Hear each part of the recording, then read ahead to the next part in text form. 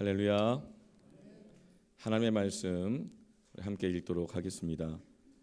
하나님의 말씀은 여호수아서 7장 14절부터 26절까지 있는데 좀 길어서 우리 20절부터 26절까지 이렇게 읽도록 하겠습니다. 20절부터 우리 한 목소리로 읽겠습니다.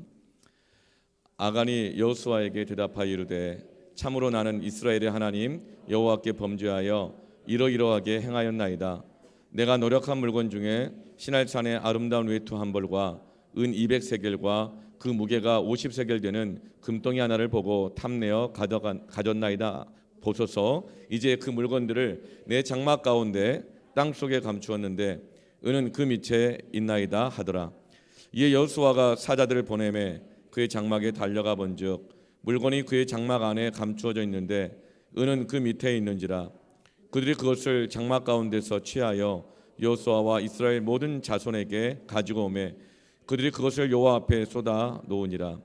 여호수아가 이스라엘 모든 사람과 더불어 세라의 아들 아간을 잡고 그 은과 그 외투와 그 금덩이와 그의 아들들과 그의 딸들과 그의 소들과 그의 나귀들과 그의 양들과 그의 장막과 그에게 속한 모든 것을 이끌고 아골 골짜기로 가서 여호수아가 이르되 내가 어찌하여 우리를 괴롭게 하였느냐. 여호와께서 오늘 너를 괴롭게 하시리라 하니 온 이스라엘이 그를 돌로 치고 물건들도 돌로 치고 불사르고 그 위에 돌무더기를 크게 쌓았더니 오늘까지 있더라. 여호와께서 그의 맹렬한 진노를 그치시니 그러므로 그곳 이름을 오늘까지 아골 골짜기라 부르더라. 아멘.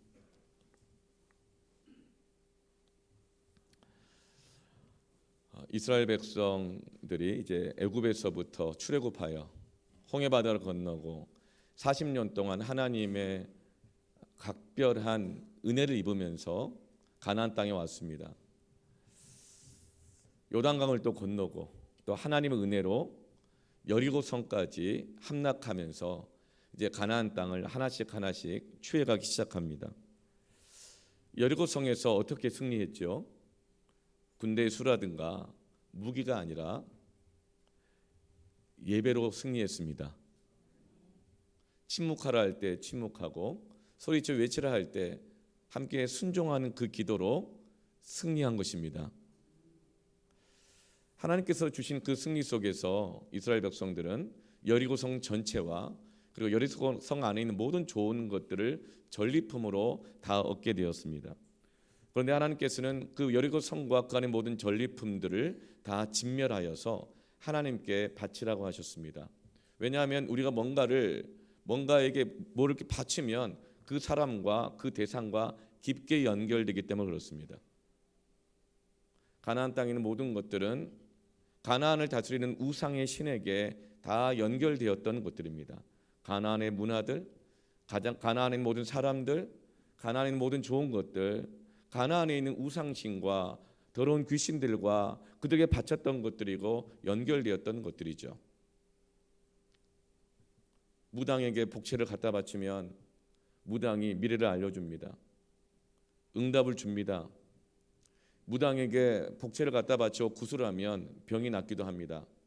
그렇지만 그것을 통해서 그 귀신과 사단과 어둠과 죄와 깊게 연결되는 것입니다.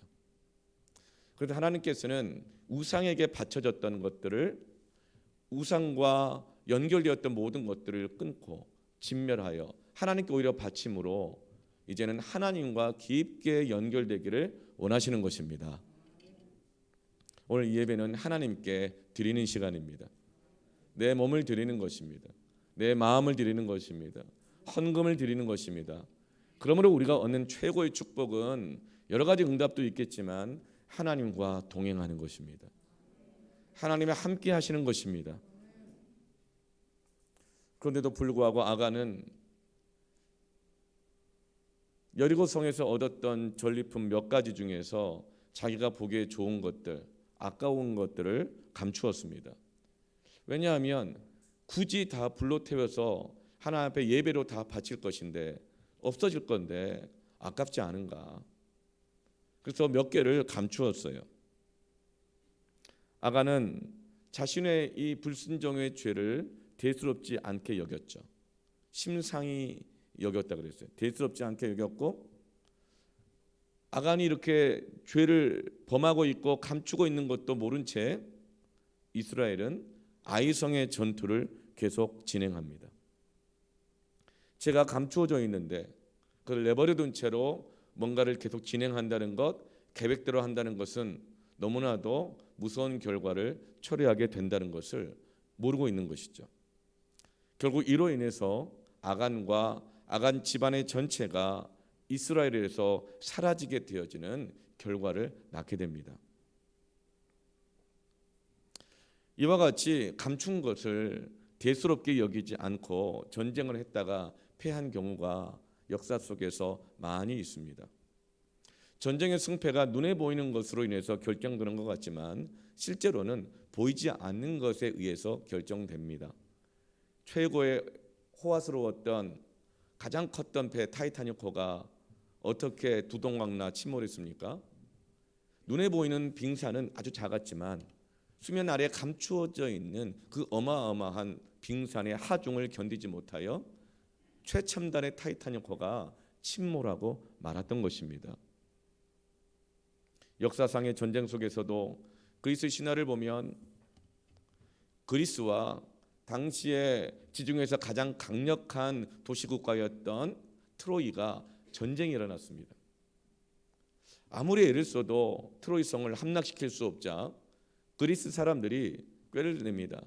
나무로 말을 만들어요. 그리고 그 안에 몇 명 골라낸 병사들을 그 말 안에 감춥니다. 그리고 트로이와 전쟁을 다시 하는데 일부러 패하는 척하고 도망을 치죠.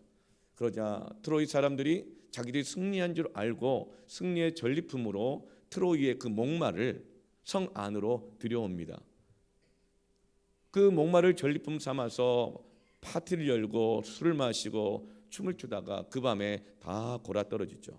그러자 그 트로이 성 안에 들어왔던 은밀한 그 목마 안에 있었던 병사들이 나와서 그 강력한 성읍이었던 트로이의 성문을 열어 제끼자 그 열린 문을 통해서 그리스 군대가 다 들어와서 한순간에 트로이 성을 함락해버린 역사가 있습니다. 이것은 고대만이 아니라 현대에도 이런 일들이 많이 있습니다. 1955년부터 1975년까지 진행되었던 제2차 베트남 전쟁 20년 동안 전쟁이 계속 일어났죠. 공산주의와 민주주의 진영 간의 냉전 시기의 전쟁이었습니다. 그래서 미군이 민주주의를 대표해서 그리고 미군은 하나님이 지켜주시는 나라다. 오 영광스러운 이 나라여 하면서 애국가를 부르잖아요. 그래서 기독교 신앙으로 또 믿음으로 그리고 민주주의를 지킨다는 명분을 가지고 월맹군과 전쟁을 벌였습니다. 미군은 어마어마한 전투 병력을 동원했고 최첨단의 신무기들을 쏟아부었습니다. 그에 비해서 월맹군은 게릴라들이 불과했습니다. 숫자도 작았습니다. 아주 그냥 소련에서 공급해준 구식 무기 소총 몇 개 들고 싸웠습니다. 그러나 이 전쟁의 결과는 어땠습니까? 미군이 아주 참혹하게 수치스럽게 패배하고 철수하고야 말았습니다. 그 이유가 무엇에 있었을까요? 눈에 보이는 것에 있지 않았습니다. 눈에 보이지 않는 것에 있었습니다. 전쟁이 끝나고 난 다음에 그 패배 원인을 살펴봤더니 베트남의 수도였던 사이공, 지금은 호치민이라고 말하죠. 그 사이공 외곽에 300km가 넘는 거미줄같이 파있는 땅속에 감추어져 있었던 참호들, 그 안에 이 월맹군들이 다 숨어서 다녔기 때문에 아무리 미사일을 쏘고 폭탄을 던져도 털끝 하나 상하지 못하겠던 것이죠. 그런데 어떻게 이 은밀히 친 참호를 300km나 파놓을 수 있었을까요? 미군 국방부 장관이 미국 국회 의회에 이 패배를 보고하면서 베트남 전쟁 보고서를 내는데 그 안에 이렇게 기록되어 있습니다. 우리는 눈에 보이는 땅을 차지하려고 하였지만 월맹군은 베트남 사람들의 마음을 차지했습니다. 그 증거가 바로 사이공 외곽 안에 파있던 300km 넘는 그 은밀한 땅 속에 있는 참호들이었던 것이죠.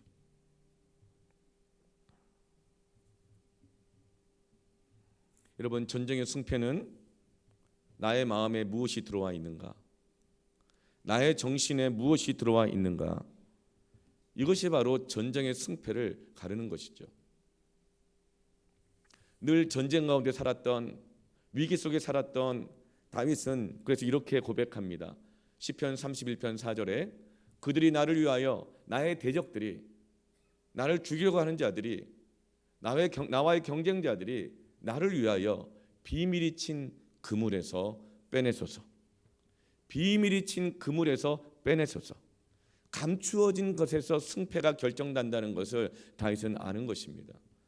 그래서 주님께서도 기도를 가르쳐 주실 때 우리가 하늘의 뜻이 땅에 이루어지도록 하기 위해서 구해야 할 절대적인 필요는 무엇을 먹을까 마실까 입을까 눈에 보이는 것 염려하고 구하는 것이 아니라 마지막 기도가 뭐죠?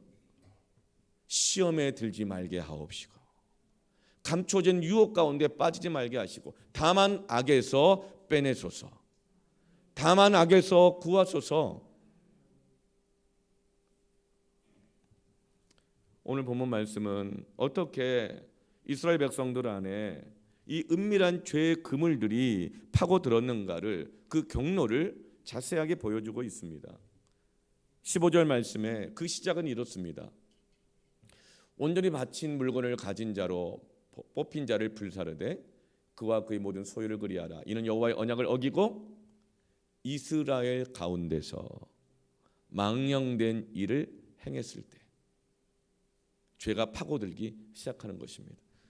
근데 여러분, 분명히 죄는 아간이 저질렀는데 개인의 죄라고 말하지 않고 아간이 이스라엘 가운데서 망령된 일을 행했다는 거예요. 이 말은 하나님과 이스라엘 백성들 그 사이에서 망령된 일을 행했다는 거예요. 아간은 자기 혼자 하는 걸 알아요. 내 죄 내가 혼자 감당하면 되지 뭐. 이렇게 생각했지만 사실 이 죄는 하나님과 이스라엘 백성들 사이에서 행하여진 망령된 일이었다라고 말씀합니다. 여기서 망령된이라는 단어는 히브리어로 네발라입니다. 네발라의 그 뜻은 뭘까요? 아이고 나이가 들었더니 망령이 났네, 망령이 났어, 그런 의미일까요? 그런 의미일 수도 있어요. 이 망령이라는 뜻은 뭐냐면 남편이 있는 여자가 다른 남자와 관계를 하는 것입니다. 나이가 들었는데 바람 난 거예요. 늦바람 난 거예요. 그럼 망령 난 거예요.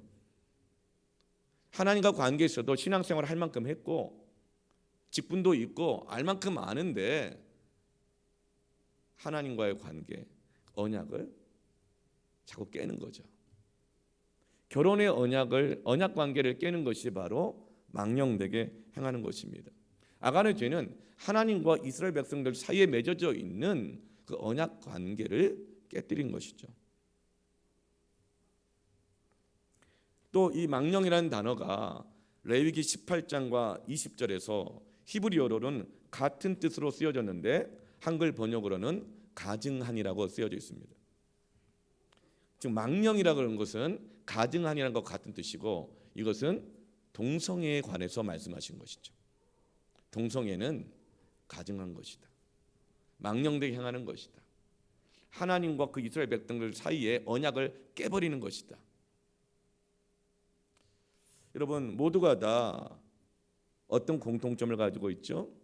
가정을 파괴하는 죄를 말하는 것입니다. 공동체를 파괴하는 죄를 말하는 것입니다. 아간이 언약을 깨뜨린 것은 몇 가지 감추고 공금 횡령하고 그거 변상하면 될 거 아니야, 내가 내 죄 내가 감당하면 될 거 아니야 라고 생각하는 그런 개인의 죄로 끝나는 것이 아니라 아간의 그 망령된 죄가, 행동이 가정을 파괴하고 이스라엘 공동체를 파괴하는 무서운 죄라는 것을 말씀하고 계시는 것입니다. 사단은 오늘날도 가정을 파괴하고 교회를 파괴하기 위해서 비밀스럽게 파고 있는 줄을 깨닫기를 원합니다. 가정과 교회는 모두가 다 하나님이 세우신 것이요, 가정과 교회는 모두가 다 언약의 관계입니다. 예수님과 교회의 관계를 신랑과 신부의 관계로 말씀하는 것입니다. 하나님은 나와의 관계를 1:1 언약 관계로 보지 않습니다. 심지어는 천국과는 구원마저도 개인의 관계로 말씀하시지 않으세요. 주 예수를 믿으라. 그리하면 너와 내 집이 구원을 얻으리라. 하늘의 뜻이 땅에 이루어지기 위해서는 하늘에 계신 우리 아버지여라고 기도하라. 구원에 있어서도 개인과 공동체는 동전의 양면인 것입니다. 하나님은 나와의 언약 관계를 1:1로 보지 않으십니다. 내 죄 내가 감당하면 되지. 이게 율법적인 거예요. 나를 보실 때 우리로서의 나, 교회로서의 나와 언약을 맺으시는 것입니다. 하나님은 나를 하나님의 자녀로 구원하실 뿐만 아니라 하나님의 백성으로 부르셨습니다. 하나님은 그래서 이스라엘 백성들과 언약을 맺으실 때 모세를 대리자로 세우시지만 그 어느 누구 개인과 언약을 맺지 아니하시고 이스라엘 공동체와 언약을 맺으신 것입니다. 근데 지금 아간이 하나님과 그 백성 사이에서 망령되게 행함으로 그 언약 관계를 깨뜨리고 있는 것이죠. 결혼하고 가정을 이룬 부부가 헤어질 때 대부분의 핑계가 뭐라고 말해요? 자신의 죄나 잘못은 감추고 뭐라고 말하죠? 성격 차이라고 말합니다.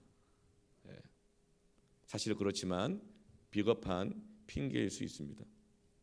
부부가 헤어지는 것은 결국 서로에게 책임을 더 이상은 지지 않겠다는 결정인 것이죠. 결혼할 때 검은 머리가 팥뿌리가 되도록. 여러분, 검은 머리가 좋습니까? 팥뿌리가 좋습니까? 이런 팥뿌리가 무성한 거 봤어요? 팥뿌리는 하얄 뿐만 아니라 듬성듬성 났어요. 그럼에도 불구하고 서로의 연약함이 나타난다 할지라도 품고 살아가겠다고 약속한 게 결혼의 시기잖아요. 하나님이 나누어 주신 것을 하나님이 짝지어 주신 것을 사람이 나눌 수가 없느니라. 그럼에도 불구하고 부부가 헤어지는 것은 결국은 내가 더 이상 책임지고 싶지 않고 책임질 힘이 없다. 이런 것이죠. 언약을 깨뜨리는 것입니다. 성경에서도 부부간에서도 이혼을 구약 율법에도 허락하는 몇 개의 경우가 있습니다. 그러나 그것은 아주 소수의 경우인 것이고 그 경우를 제외하고서는 사실은 우리가 더 이상 책임지지 않겠다는 것이죠. 언약이라고 하는 것은 히브리어로 베이트인데 그 뜻이 바로 책임이라는 뜻입니다. 망령되게 행했다, 언약을 깼다, 이 말은 공동체와의 관계 속에서 하나님과 관계 속에서 맺은 언약의 책임을 더 이상 지지 않겠다고 스스로 그것을 버린 것을 말하는 것입니다. 이렇게 이스라엘 공동체 안에 죄가 파고들었습니다. 근데 공동체 안에 죄가 파고들기 전에 가장 먼저 아간이라고 하는 한 사람, 이스라엘의 여러 지도자 중에 한 사람이었어요. 그에게 죄가 파고들었습니다. 그 언약을 깨뜨렸습니다. 그 경로가 무엇인지 오늘 하나님의 말씀에서 우리에게 드러나게 하시는데요. 21절을 보면 보고 탐내어 가졌나이다. 이 과정이에요. 보고 안목의 정욕, 탐내어 육신의 정욕, 가졌나이다. 이생의 자랑. 우리 애가 초등학교 5학년 때 딸애가 갑자기 집에 와서 물어보더라고요. 아빠, 우리 집 재산 얼마예요? 없는데? 그렇죠. 아빠, 뭐 이런 얘기를 해요. 그 무슨 얘기를 하나 봤더니 학교에서 초등학교 5학년 때부터 너희 집 차 몇 대냐? 차가 뭐냐? 집이 작아냐? 전세냐? 이런 걸 얘기한다는 거예요. 그걸 자랑한다는 거예요.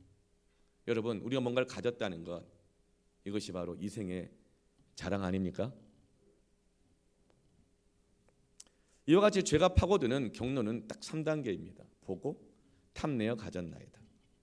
안목의 정욕, 육신의 정욕, 이생의 자랑인 것이죠. 그래서 이생의 자랑, 내 자존심이 안 세워지면 하나님과 언약 관계가 깨지는 거죠. 부부간의 관계도 막 깨지는 거예요. 아담이 죄를 범한 경로와 똑같아요. 창세기 3장 6절에 여자가 그 나무를 어때요? 본즉 먹음직도 하고 보암직도 하고 지혜롭게 할 만큼 탐스럽기도 한지라. 육신의 정욕. 여자가 그 열매를 따먹고 자기와 함께 있는 남편에게도 주매 그도 먹은지라. 함께 따먹게 함으로 죄를 확산시키고 우리가 남이가 같이 하고 나와 함께하는 사람들, 사실 그것이 나의 정당성이 되고 나에게 동의하는 사람들, 그것이 나의 자랑이 되지 않습니까? 지금 아담과 하와는 에덴 동산이라고 하나님의 모든 축복을 다 받았지만 잘못 선택함으로 인해서 결국은 에덴 동산을 다 빼앗겨 버리고 말고 사망의 심판이 그들에게 온 것이죠. 그리고 땅에 고통이 생기기 시작한 거예요. 우리가 어떤 것을 선택할 때 우리는 전부 다 하나님의 뜻대로 선택하기를 원합니다. 그렇죠? 그런데 헷갈릴 때가 있어요. 이것이 하나님의 뜻인 것 같은데 뭐가 섞여 있을 때 헷갈려요. 갈등이 되죠. 그럴 때 구별하는 방법은 아주 간단합니다.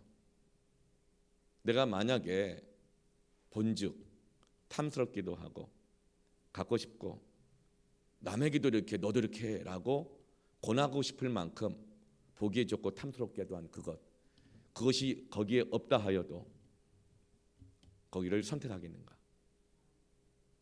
하나님의 뜻이라면 그런 것은 분명한 하나님의 뜻입니다. 그런데 아무리 하나님이 뜻이라 하더라도 본즉 탐스럽기도 하고 갖고 싶고 남에게도 권해줄 만큼 좋아 보이는 그것이 없다면 선택하겠는가? 여러분, 죄가 우리에게 파고드는 것들을 잘 분별하시길 바랍니다. 그런데 이 죄가 실제적으로는 어떻게 시작되었느냐면 어떤 행위로 시작되었냐면 언약을 바꿀 때 시작됩니다. 언약을 바꿀 때 시험이 시작된다는 거예요. 악에 빠지기 시작한다는 거예요. 창세기 2장 17절에 선악을 알게 하는 나무의 열매는 먹지 말라. 내가 먹는 날에는 반드시 죽으리라. 하나님이 이 말씀으로 아담과 하와에게, 특히 대표인 아담에게 언약을 맺으셨어요. 먹지 말라. 반드시 죽으리라. 그런데 마귀는 아담이 자기 입으로 언약을 했으니까 아무래도 좀 파고들기가 쉽지 어렵잖아요. 그러니까 누구에게 공략해요? 전에 들은 사람. 하와는 전에 들었어요. 전에 들은 사람이 늘 약합니다. 그래서 전에 들은 자에게 하와에게 접근해서 어떻게 하나님 언약을 살짝 바꿉니까? 창세기 3장 1절에 뱀이 여자에게 물어 이르되 하나님이 참으로, 딱 이 한 단어예요. 참으로라는 단어 하나만 집어넣습니다. 참으로 너에게 동산의 모든 나무의 열매를 먹지 말라 하시더냐? 하나님 먹지 말라고 하셨어요. 그러면 죽으리라 그러셨어요. 근데 거기에다 참으로라는 것, 의심을 집어넣습니다. 정말 그럴까? 하나님의 본뜻이 정말 그럴까? 하나님이 그렇게 치사하냐? 그거 하나 못 먹게 하려고? 정말일까? 이런 하나님의 성품에 대한 의심을 심어줍니다. 언약을 살짝 바꾸었죠. 그러자 하와가 그 살짝 바꾼 사단의 유혹을 받아들이면서 자기도 언약을 살짝 바꿉니다. 창세기 3장 3절에 동산 중앙에 있는 나무의 열매는 하나님의 말씀에, 하나님의 언약에 너희는 먹지도 말고, 여기까지 맞죠. 그런데 만지지도 말라. 이걸 살짝 붙입니다. 너희가 죽을까 하노라.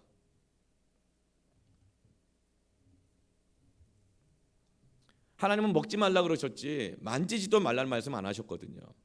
그런데 하와 안에 이미 선악과를 자기가 갖기를 원하는 그 욕심이 생겼을 때 하나님 말씀하신 것을 어떻게 바꿔요? 만지지도 말라 그랬다. 그래서 하나님이 내게 주신 명령은 너무 지나친 명령이야. 너무 지나친 걸 요구하는 거야 라고 하면서 하나님의 성품을 의심하게 하는 그런 말을 뱉게 되는 거예요. 그래서 내가 이것을 따먹을 수밖에 없어. 하나님이 지나치게 말씀하신 거예요. 하나님 말씀하시지도 않은 것을 자기의 욕심 때문에 말을 덧붙이는 거예요. 그러니까 하나님의 성품을 바꾸는 거죠. 하나님의 뜻을 살짝 바꾸는 거예요. 그래서 내가 이것을 할 수밖에 없는 정당성을 언약을 살짝 바꿈으로 말하는 것입니다. 그리고 죽을까 하노라. 하나님은 죽으리라 그러셨는데 죽을까 하노라. 그러자 마귀가 그 하와의 그 마음과 생각을 존중해 주면서 지지해 주면서 그 의심과 욕심에 확신을 줍니다. 창세기 3장 4절에 뱀이 여자에게 이르되 너희가 결코 죽지 아니하리라. 죽을까 하노라 그랬는데 맞아, 네 생각이 맞아.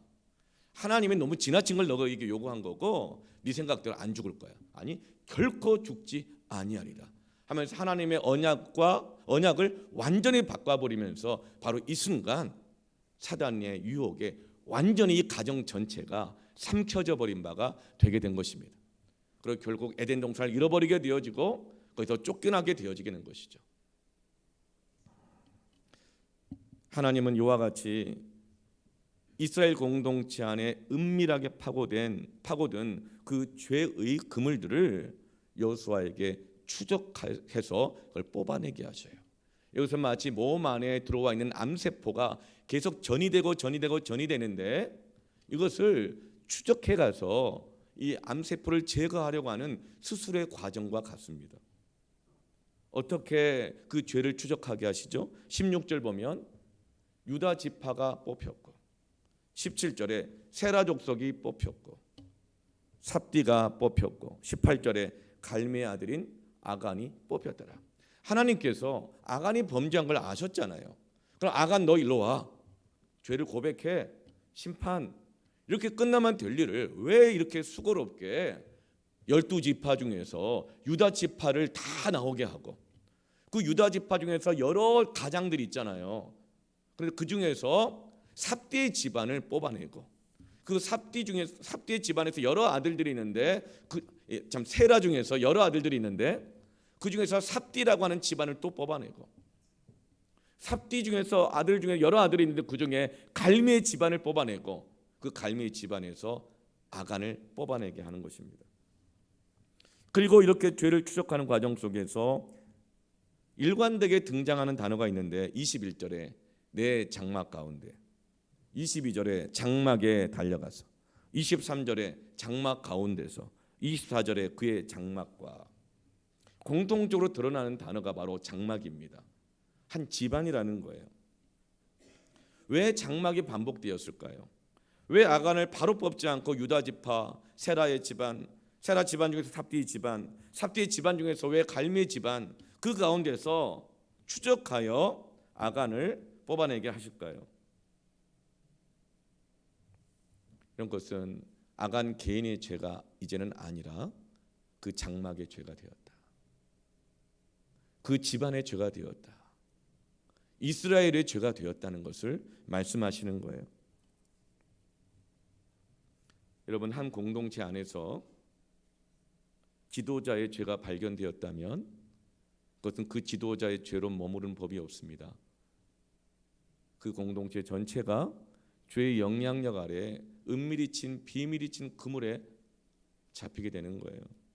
한 가정의 은밀한 죄가 결코 그 한 사람의 죄로 끝나는 법이 없고 그 가정의 죄가 되고 그 가정의 죄의 영향력 아래 놓이게 되는 것을 우리는 다 알고 있습니다.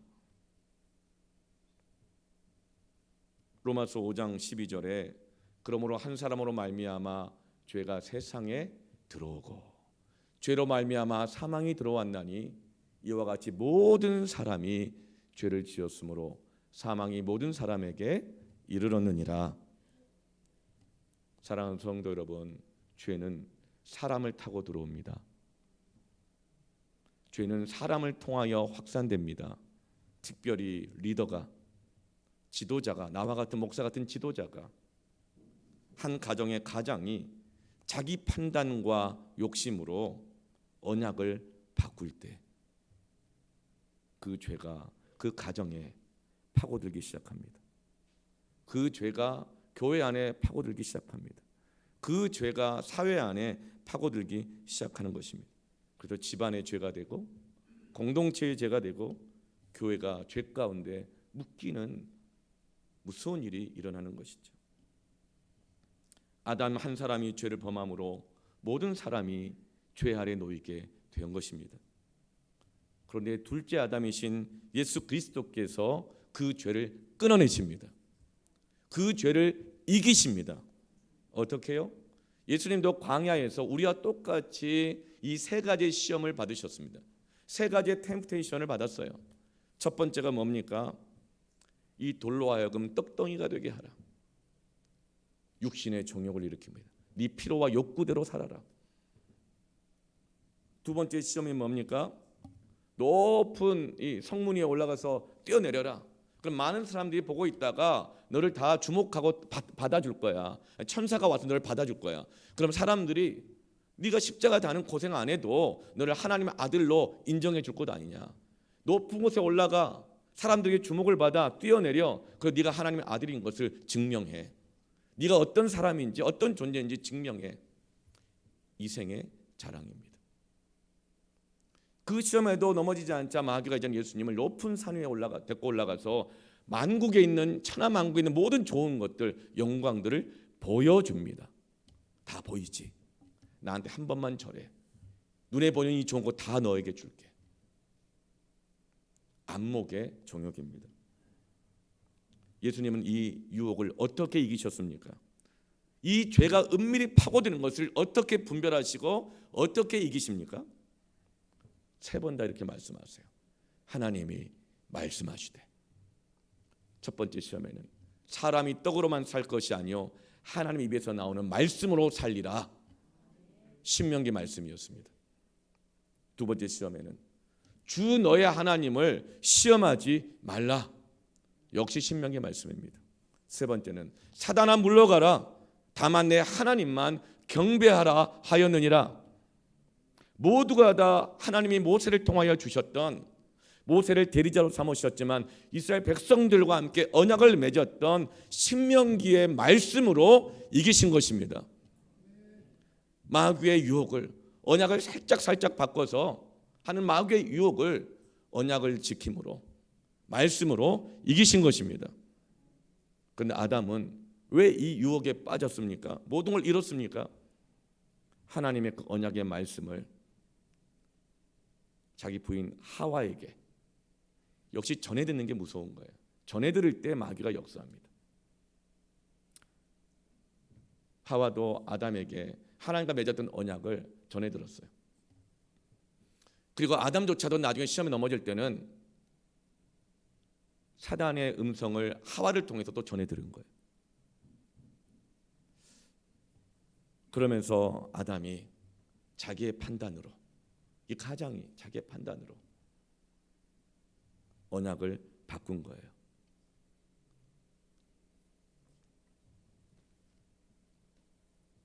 여러분, 아간도 자기 욕심 때문에 자기 판단으로 언약을 바꾼 것입니다. 이것이 그 집안, 자녀, 공동체의 구원을 막게 된 거예요. 그러나 아간은 이것을 개인의 죄로만 여겼던 거예요. 내가 이렇게 언약을 바꾼 것이 망령되는 행동이고 가증한 일이 된다는 걸 간과한 거예요. 이것 때문에 내 집의 운명을 결정한다는 것을 대수롭지 않게 여겼던 것입니다. 여러분, 지금은 마지막 때인 줄 믿습니다. 수많은 유혹이 있습니다. 예수님 때만이 아니야, 아담 때만이 아니에요. 지금도 안목의 정욕, 육신의 정욕, 이생의 자랑들로 얼마나 많은 유혹들이 가정을 무너뜨리고 교회를 무너뜨리기 위해서 우리에게 파고들고 있는지 모릅니다. 이 불같은 연단과 시험을 이기시기를 축원합니다.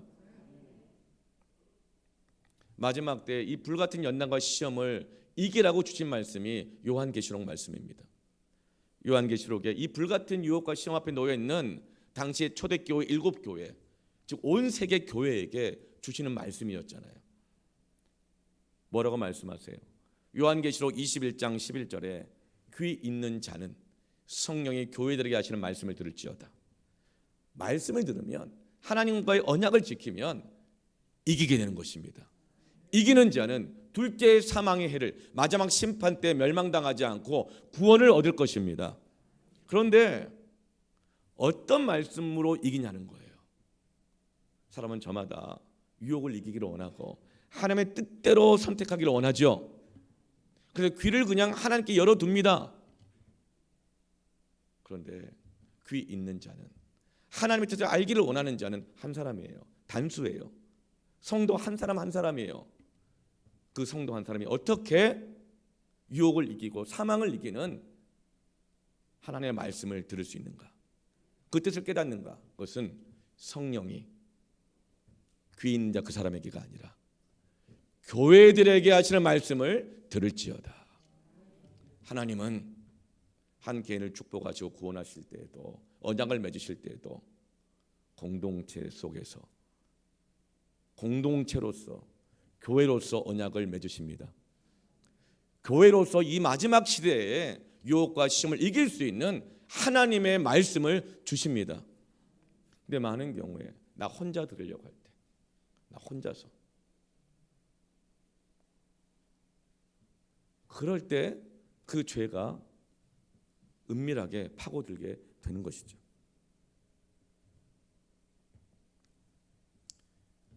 결국 자기 개인의 죄로만 생각했던 아간이 던져지는 그 마지막 결과가 어떤 것입니까? 24절에 악을 골짜기로 가서 그의 집안과 소유와 가족 전체 모든 것을 가지고 악을 골짜기로 갑니다. 25절에 온 이스라엘이 그를 돌로 치고 물건들도 돌로 치고 불사르고, 26절에 그 위에 돌무더기를 크게 쌓았더니 오늘까지 있더라.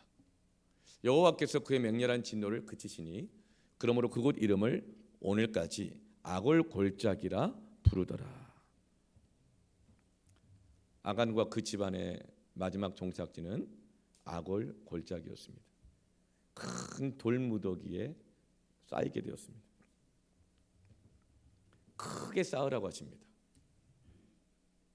온 이스라엘이 보게 하십니다. 여러분, 이렇게까지 할 필요가 있을까 싶어요. 이렇게까지 돌로 다 쳐서 돌로 쌓아버리는데 모든 사람이 다 볼 수 있도록 크게 쌓으라고 하십니다. 왜 그렇게 하실까? 이것은 하나님과의 언약을 어긴 것을 가볍게 여긴 죄의 무서운 결말을 보게 하시는 것입니다. 언약을 함부로 바꾸어서는 안 된다는 경고의 돌무더기인 것이죠. 그런데 이 경고 안에 하나님의 그 백성을 향한 엄청난 사랑이 쌓여 있는 것을 보기를 축원합니다. 그 하나님의 그 악을 골짜기 돌무더기 안에 있는 그 하나님의 사랑이 호세아서 2장에서 드러납니다. 선지자 호세아가 원하지도 않은 결혼을 했어요. 하나님이 음란한 여인 고멜을 데려다가 결혼하라 그랬어요. 선지자는 원하지 않았지만 하나님의 말씀에 순종하여서 이해 안 되는 일일수록 하나님의 뜻이 있을 줄로 믿습니다. 반드시 그래요. 이해 안 되는 일이 있으면 이해하려고 하지 말고 기도하셔야 됩니다. 하나님 뜻을 구해야 됩니다. 교회들에게 같이 말하고 같이 함께 기도해야 됩니다. 그리고 하나님 뜻을 듣기를 바랍니다. 그래서 선지자 호세아는 하나님 말씀하신 그대로 이해가 안 되었지만 순종해서 고멜과 결혼했어요. 근데 고멜이 어때요? 바람이 났어요. 왜 그럴까요? 고멜은 세상에서 재밌게 사는 여인이었어요. 근데 선지자하고 결혼을 했더니 재미가 없는 거예요. 맨날 말씀, 기도, 예배, 헌신, 뭐 이런 얘기만 하는 거죠. 못 견디는 거예요. 남편이 주는 사랑으로는 만족을 못하고 남편을 보고 있으면 답답해요. 하나도 재미가 없어요. 막 공감도 안 해줘요. 막 그래. 맨날 하나님의 뜻이래. 제 아내는 고멜이 아닙니다. 여러분의 아내들도 고멜이 아닌 줄 믿습니다. 나도 고멜이 아닙니다. 그렇지만 고멜이 그랬다는 거예요. 재미가 없어. 그래서 부부로서 언약의 책임을 무시하고 다른 남자에게 가서 먹고 사는 것입니다. 그때 호세아의 마음이 어쩌면 시원했을지도 몰라요. 잘 갔다. 근데 하나님 어떻게 하세요? 가서 데리고 와라. 호세아 또 순종해요. 데리고 왔어요. 그런데 또 고멜이 못 견뎌 또 나가버렸어요. 또 딴 남자를 붙어 살아요. 재밌게 살아요. 오겠다고도 안 하는데 하나님이 또 다시 호세아에게 가서 데리고 와라. 또 데리고 왔어요. 근데 또 견디다 못해 또 도망가 버려 고멜이. 근데 하나님이 또 가서 말씀하세요. 데리고 와라. 호세아가 말합니다. 근데 하나님, 고멜이 가서 사고를 많이 쳐가지고 빚을 많이 졌습니다. 뭐라고 말해요? 네가 사고 친 거 아니지만 네가 갚지불 하고 다시금 데리고 와라.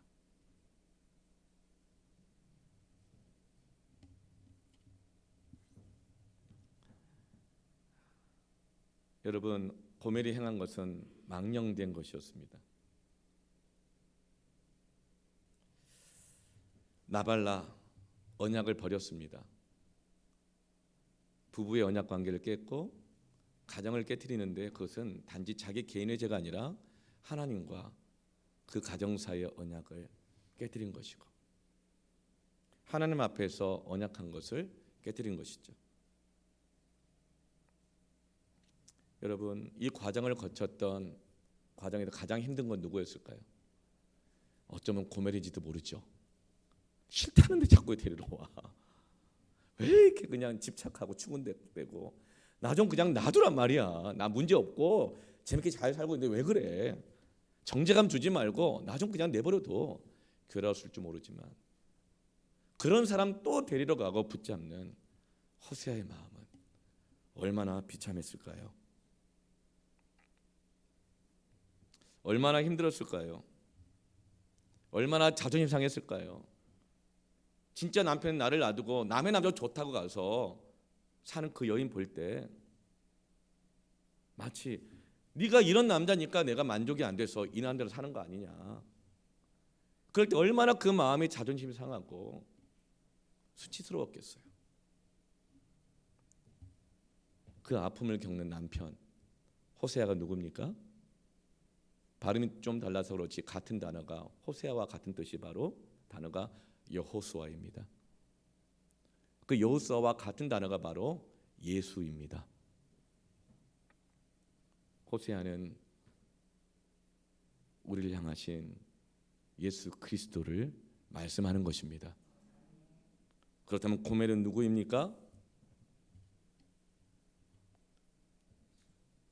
그리스도의 신부된 교회인 것입니다.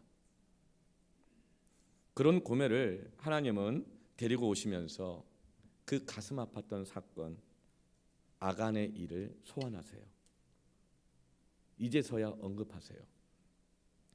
호세아서 2장 14절 15절에 이렇게 말씀합니다. 그러므로 보라 내가 그를 타일러 거친 들로 데리고 가서 말로 위로하고 잘못은 고멜이 했는데 또 설득하고 그렇게 힘들었냐 답답했냐 들어주고 또 위로하고 거기서 비로소 그의 포도원을 그에게 주고 아골 골짜기로 소망의 문을 삼아 주리니.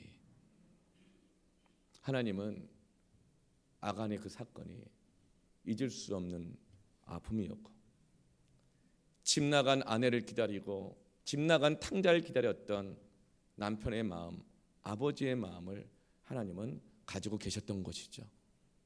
지금은 심판할 수밖에 없고 지금은 징계하고 내어쫓을 수밖에 없지만 그러나 다시금 위로하고 설득하고 그 아골 골짜기가 포도원이 되게 하고 그 악을 골짜기에 다시금 소망의 문이 열리기를 원하는 것이 고멜을 향한 하나님의 마음이요, 신부된 교회를 향한 하나님의 마음이요, 아간을 향한 마음이요, 우리를 향한 하나님의 뜻인 줄로 믿습니다. 어떻게 악을 골짜기를 소망의 문으로 삼으십니까? 이 소망의 문이란 단어가 같은 단어로 사용된 것이 바로 붉은 줄이란 뜻입니다. 붉은 줄로 사용됐어요. 어디에 쓰인 말인가? 바로 여호수아서에 쓰였어요. 여호수아 2장 18절. 우리가 이 땅에 들어올 때에 우리를 달아내린 창문에 이 붉은 줄 티크와를 메고 내 부모와 형제와 내 아버지의 가족을 다 내 집에 모으라. 그 붉은 줄을 매다는 것을 통해서 라합의 가정이 구원을 얻습니다. 아간 한 사람의 그 죄가 감추어짐으로 인해서 아간과 그 집안 전체가 심판을 받았지만 기생이었던 라합 한 사람의 믿음의 순종으로 그 집안 전체가 구원을 얻은 것입니다. 하나님께서는 이와 같이 라합 한 사람의 믿음의 순종을 통하여 그 집안 전체를 구원하셨던 것처럼 이스라엘 모든 죄를 아간 한 사람의 심판을 통해서 돌무더기에 묻어주신 것처럼, 그리고 진노를 그때 그치신 것처럼 멸문지와 당에 마땅한 죄인인 우리에게 붉은 줄이신 그분 예수 그리스도께서 악을 골짜기를 소망의 문으로 열어주기를 원하시는 것입니다. 그것 때문에 오신 것입니다. 그것 때문에 우리에게 주님께로 나아오라고 말씀하시고, 바로 그것 때문에 하나님의 은혜를 붙들라고 하는 것이고 십자가를 붙들라고 말씀하시는 것입니다. 십자가는 하나님과 그 백성 사이에 주님이 맺어주신 언약의 붉은 줄인 것입니다. 악을 골짜기를 소망의 문으로 삼으실 것입니다. 악을 골짜기가 포도원이 될 것입니다. 찬양팀 올라오세요. 부름받아 나선 이 몸 찬양할 텐데요, 우리는 내 가정에 책임을 지는 것이 너무 무겁고 힘들 때가 있어요. 사실 그 유혹될 때가 많이 있습니다. 그 유혹 이기는 건 너무 힘들죠. 그 때로는 자식이 짐 같고 내 배우자가 짐 같게 여겨질 때가 있어요. 그때 이렇게 저렇게 들려오는 소리들 정말 유혹입니다. 하나님이 가정에서뿐만 아니라 영적 가정 교회 안에서 내게 맡겨주시는 사명이 있습니다. 직분이 있습니다. 언약이 있습니다. 너무 힘들고 어려울 때가 있어요. 세상이 너무 힘들게 하니까 짐처럼 느껴질 때가 있습니다. 그렇지만 여러분 기억하십시다. 약속과 책임이 짐인 줄 알지만 내가 가정을 지키고 내가 언약을 지켜야 된다는 것이 짐인 것 같지만 오히려 언약이 우리 가정을 지켜줄 것입니다. 언약이 교회를 지킵니다. 주님 말씀하십니다. 수고하고 무거운 짐을 진 자들아 다 내게로 오라. 내가 너희를 쉬게 하리라. 내가 너에게 주는 멍에는 무겁지 아니하고 가벼우니라. 왜? 내가 함께 져줄 것이기 때문에. 붉은 줄을 붙잡으십시오. 예수 그리스도만을 붙잡으십시오. 하나님의 사랑과 은혜만을 의지하십시오. 오늘 내게 맡겨진 언약을, 사명을 끝까지 지켜나가기를 축원합니다. 그 내 실수로 쌓아놓은 모든 악을 골짜기가 소망의 문이 될지어다.